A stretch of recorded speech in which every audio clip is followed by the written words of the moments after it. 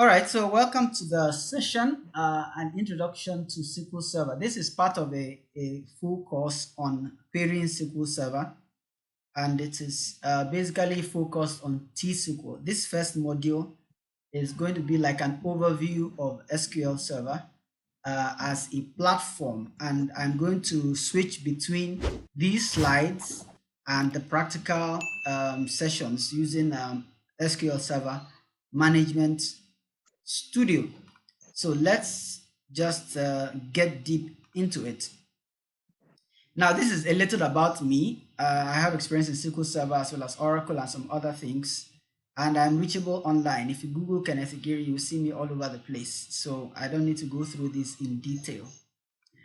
Then, history of SQL Server. This aspect, I feel, is an aspect that you can easily read up on the internet, so I won't spend too much time on it, but suffice it to say that the current version of SQL, this is a little dated, is actually 2019. Yes, and previously before then we had the 2017, and each version of SQL Server comes with its new features basically, and you're able to leverage those new features. It's sometimes important to know what version you are working with and what features are available in that version. Typically, if I wanted to find out what version I am working on, I'll just do this statement. Select at 7a. Sorry, this is 7a. I'll do select at version.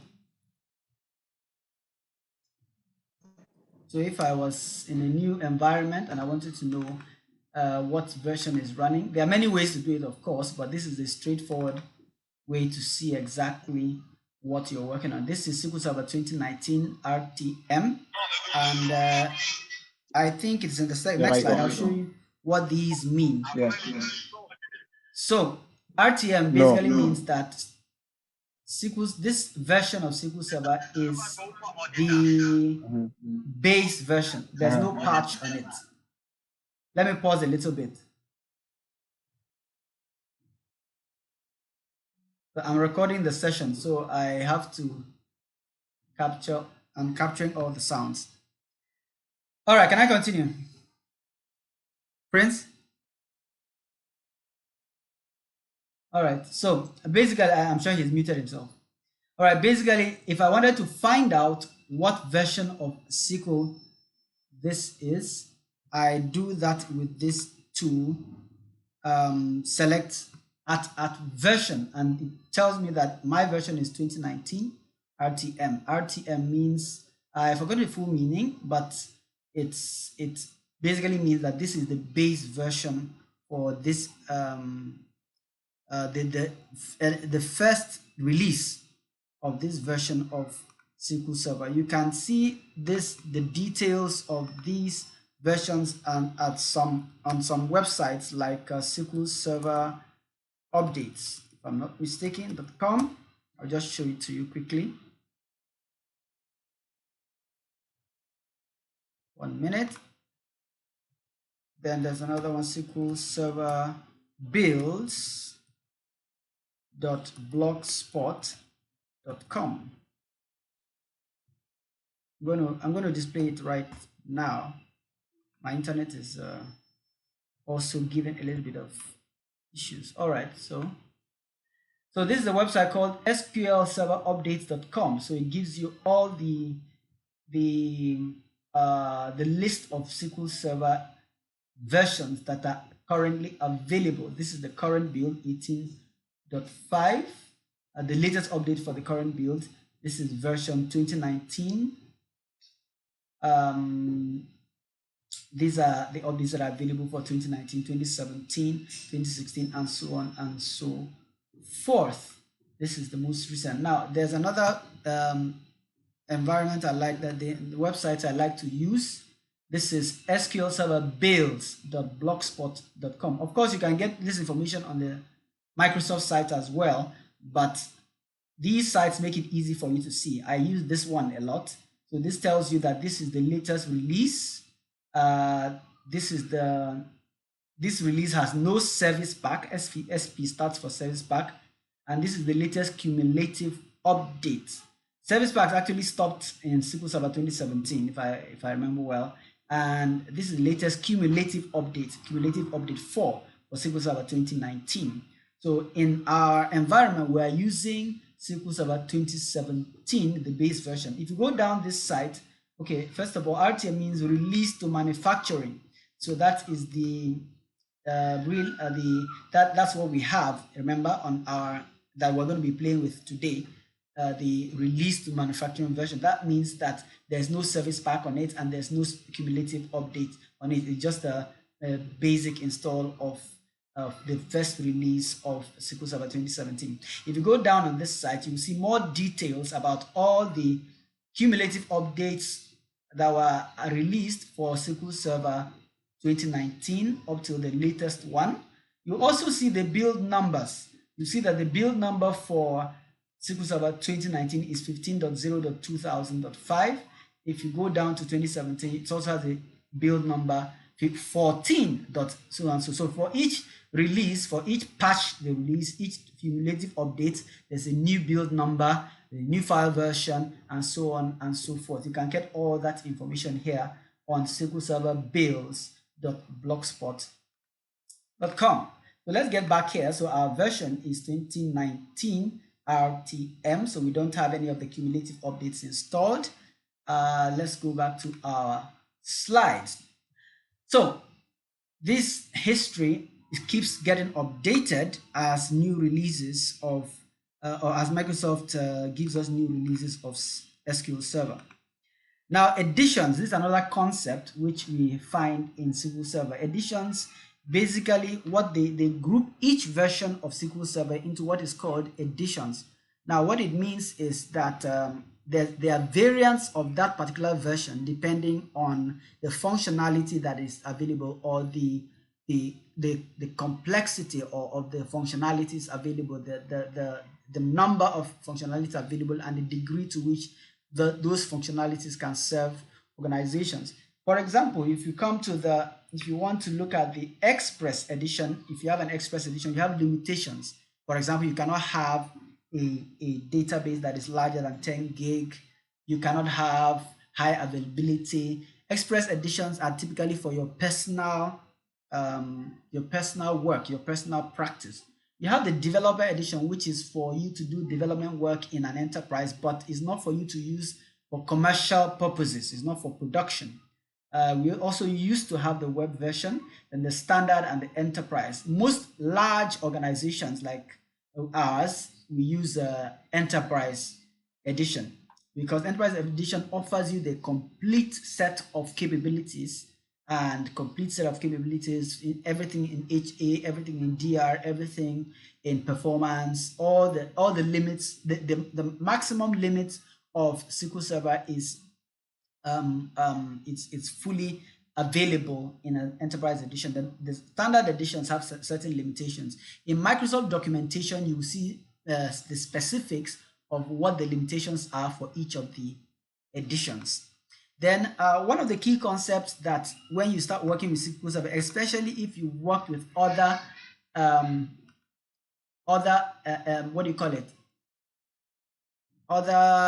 database platforms, is the concept of an instance when compared to a database, and so on and so forth. So in a typical, let me pin this so that we can see well.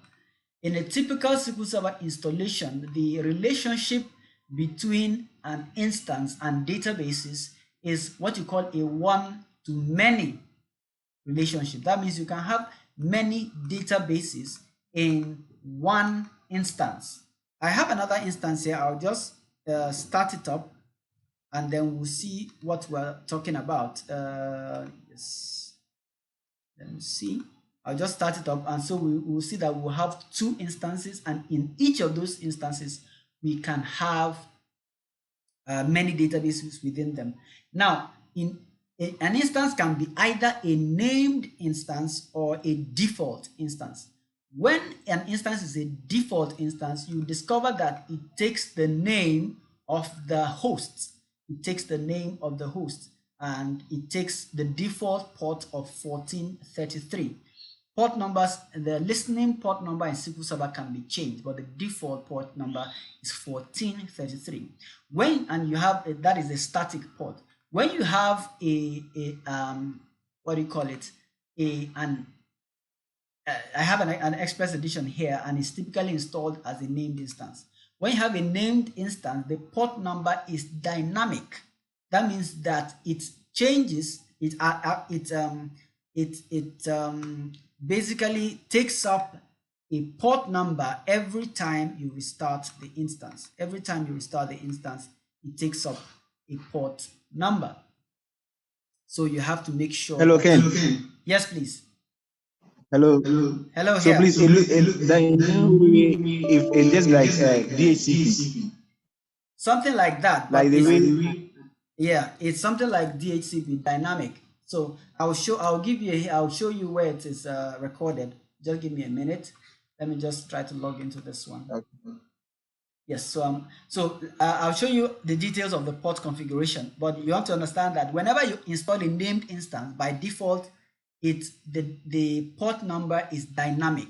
So there was an experience I had some years ago when around 2013, 2014. Some people were troubleshooting after doing a port opening. They were troubleshooting why it wasn't going through.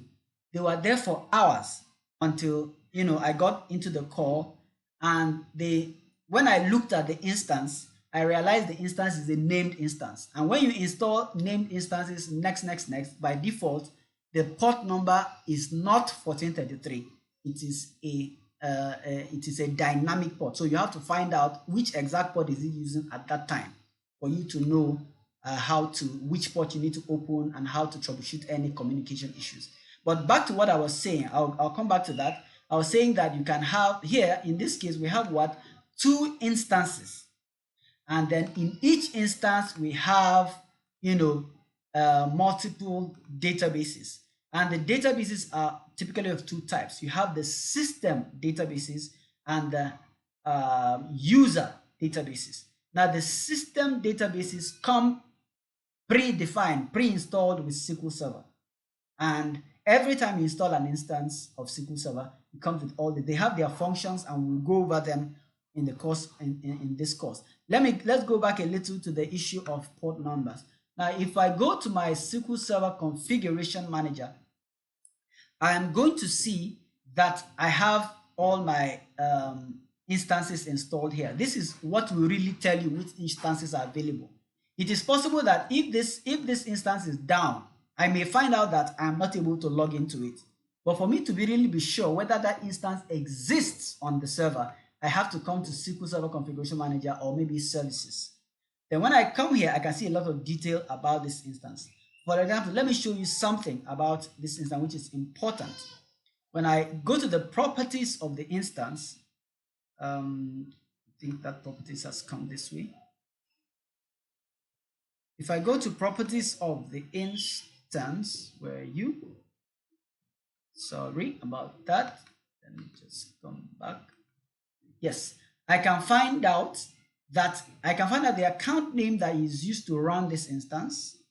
I can find out the service details. What's the start mode? Is it manual? I set this to manual on my machine because I don't want it to start every time I start my desktop because I don't want it to take up resources unnecessarily.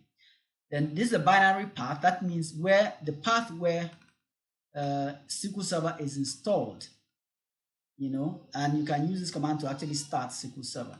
Then you have the state, whether it is running or not. You have a file stream configuration, which is another a feature of SQL Server that is not what we are focused on now. You have the always on availability groups pane, where you configure always on if you are setting it up for the first time. This is where you enable always on. And then startup parameter. This is very important. One of the things that is important about this is that it tells you where the master data file is located. Whenever you start an instance of SQL Server, it must go and look for this master data file, because the master database, recall that we were looking at this earlier, the master database is the first database that must start when you start SQL Server. Is the first. The external program that brings up the engine must know where that data file is. And it is this parameter that tells it where that data file is. There's also the error log parameter. It must know where the error log is sitting because it must start writing to the error log from the point at which you start the instance. And it must also know where the master log file is. Later on, we'll talk a little bit more about data files and log files. Essentially, when you say a database, you're saying it's a collection of data files. That's all you're saying. Like you are seeing now that databases, as far as SQL Server is concerned, databases sit inside instances. Databases sit inside instances. So you can have many databases inside one instance of SQL Server. Okay, so I wanted to show you that. These are one key startup parameters. What else is here? These are more details, more parameters, set up by default typically with SQL Server. So it gives you an overview. All these, a number of these parameters can be configurable, like log pages in memory, instance file initialization, and so on and so forth.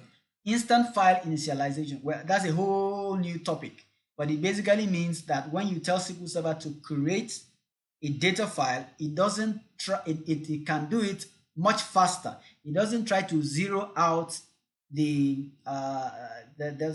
blocks on the OS level first. It just acquires that block of storage and creates a data file out of it. And you typically need certain privileges to the SQL Server service account for that to work. You have something called log pages in memory. This gives SQL Server the power to take memory from the operating system and retain it within itself and only release it when the database really needs it. You need this configuration when you're setting the limits for SQL Server memory usage.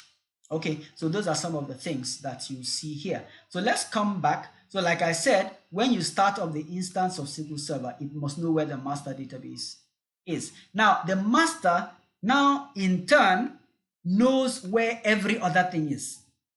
The master will now open the tempdb.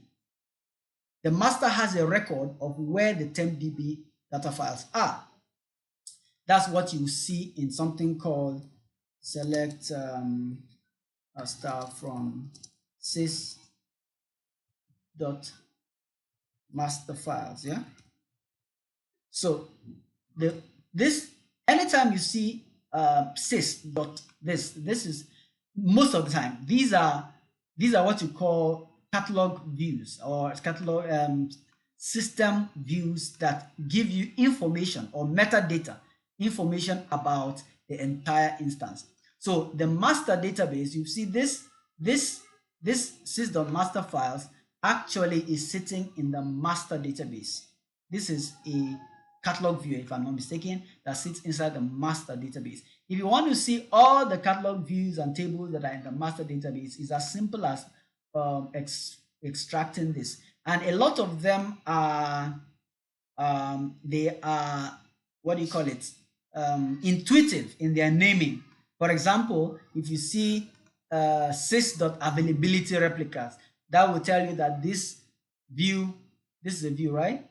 This is a view, will give you information about the availability replicas in an availability configuration. If you say sys.database files, this will give you information about the database files. You say, oh, sys.databases, this will give you information about the, and so on and so forth. So the master has a collection of system objects of dynamic management views, catalog views, and all that are able to give you a complete description and information about the entire instance. That's where all that is stored. That's why the master must start first. And then the master goes to look for where the temp is and all other things while it is starting up. It must start first. And for it to start first, the configuration, the installation of SQL or the SQL engine must know where the master data files are. So that is very important. So once it starts, it can now start opening all the databases that are on that instance. So let me show you something in the log. Let's go to the log for, let's close this instance. Go to the log for the main instance we have, the default instance we have, SQL Server logs, current. So let's see what happened when I first started this instance. Okay. Eben, are you there? Yes, sir. I'm following. We're together, right? Okay. All right. So let's look at this. Yeah. This is all the things that happened when I started this instance. First of all, it reads the configuration details of the instance. UTC adjustment sets the time and so on. All this is part of this first entry. Then it acquires a process ID. Now, what is the process ID? If we go to services, or if we can get it from task manager.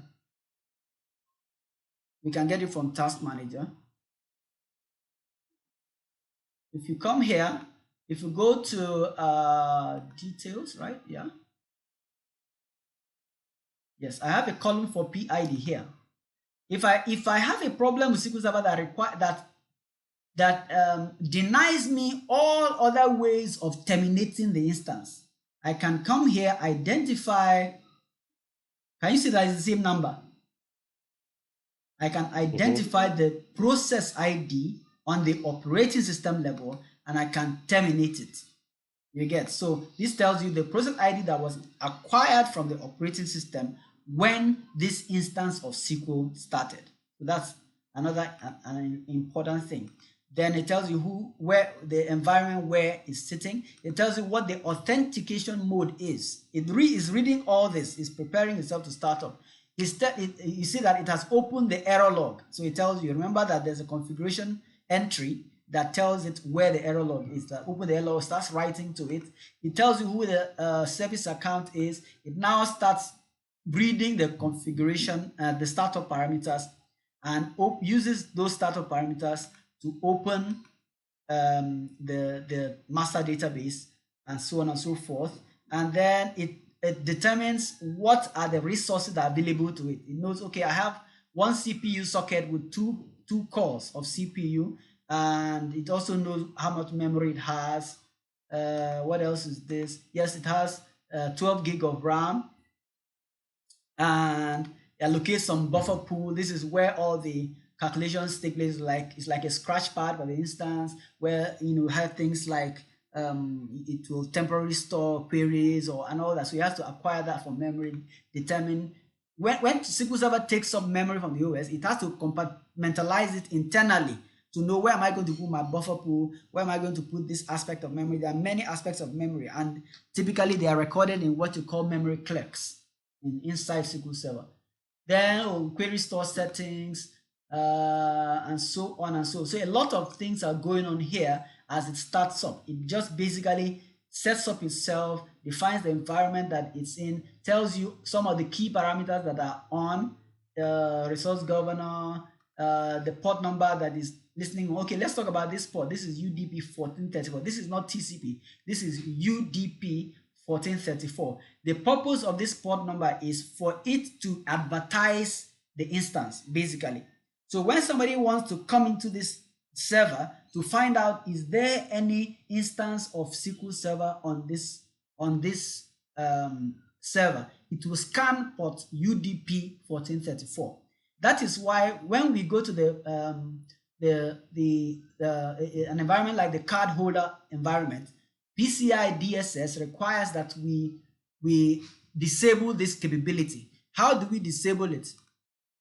We disable it by shutting the SQL Server browser down. So we disable the browser. That's what we do, so that it will not advertise the instance. It's a security measure to make sure that you're not advertising your instance. So this 1434 defined as UDP 1434 for advertising the instance, allowing you to be able to scan the server and know whether there's an instance of SQL Server there. Quick question. Does it mean that on Postilion, the SQL Server browser does not run on the services? Yes, precisely. So that's what it's supposed to be. Yes, you're correct. except somebody has changed it. So it's not expected to be running inside a cardholder environment. Okay. All right. So another thing that happens here is, okay, it sets up what you call a service principal name. So it has to register an entry in the domain, that defines, you can see more details of this here, that defines the this whole service principal name is a whole new topic on its own inside in Windows, but it has to register itself a service principal name on the domain where it is sitting. What else? Then it starts opening all the databases. Look at this database. It's called my MS SQL System Resource. It is a hidden database. You don't see it when you look at it here. That is why sometimes when you don't see it here at all. You don't see that MySQL System resource database. You don't see it. That is why when they ask you how many system databases do you have in SQL, they're actually 5. They are not 4. I think some people even say 6. They're actually 5 system databases typically. Then it starting up this user databases. The engine can do this because it's reading all the information from the master, which has already been opened. So they are all starting up. And then redo. What redo means is that the last time these databases went down, they went down abruptly. So SQL Server will read the transaction log and use the information there to bring all the databases to a consistent state before finally opening them. Yes, before finally opening up all the databases, and the databases will now be available. That is why sometimes when you have a very large database and it shuts down abruptly, it takes a long time to come up because all this redo and undo has to happen. This is another topic, recovery has to happen before the database eventually comes up. So what you typically in that case, just watch to see that it's progressing. If it is progressing, the wisest thing to do is to allow it complete the recovery and open up. So that is that. What else are we saying here? All right. So I will just glance through the error log to tell us what happens when you open up, we start up SQL Server, and this is all based on the concept of instances and what? Databases. So in SQL Server, databases sit inside instances. In SQL Server, you can have up to 50 instances on a single server. Up to 50 instances on a single server. If it's a clustered server, you can have up to 25 instances. The first instance you install is called a default instance, and all others are named instances. All the other named instances, you can they will by default pick up a dynamic port number. Yes, I was going to show you that where that is defined. They'll pick up a dynamic port number, but you can change the port number and determine what you want it to listen on. All right, so SQL Server network protocols for SQL Server, this TCP IP properties. Yes, so this tells you which port number the instance is listening on. This is the TCP port, which is the static port in this case. In the other instance, let's look at it. This is a, let's see if I'm not changing it, is a dynamic port. When you say dynamic port, you see 0 here. That means every time you start it up, it will pick up another port number. So let us see what is this port number that it is using right now.